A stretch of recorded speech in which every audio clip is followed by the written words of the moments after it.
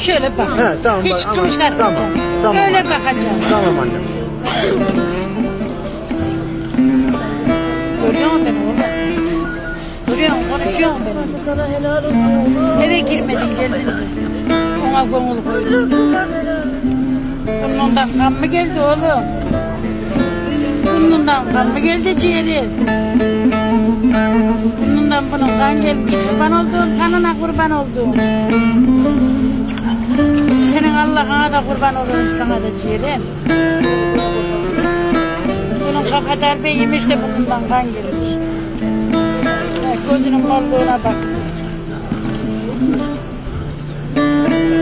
Hay kurban olayım ciğerim. Öleyim seninle ciğerim.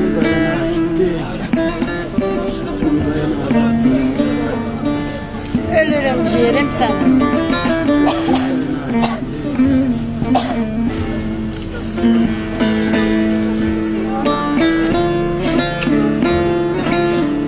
Duyuyor mu kadasını aldın beni? Duyuyor mu? Senin o gözlerin kadasını aldın. Nasıl darbeyi demiş o senin o gözlerine. Bak gıdığının altında da kondu. Gıdığının altında kondu. Çeneden yemişler be kapıya doğru. O darbeler bana geleydi ne olur kızım. Ben çekeydim o darbeyi. Ben olaydım. Ne olurdu kadasını aldığım yavrum. Senin Allah'ın kadasını alırım diyelim. Kurban olurum. Konuşuyorum seninle kızım.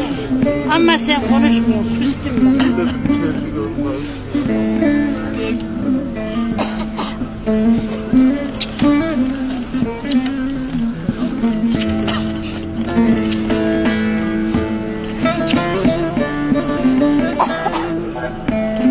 Gidecek şuraya atsam da bir de oradan öpsem.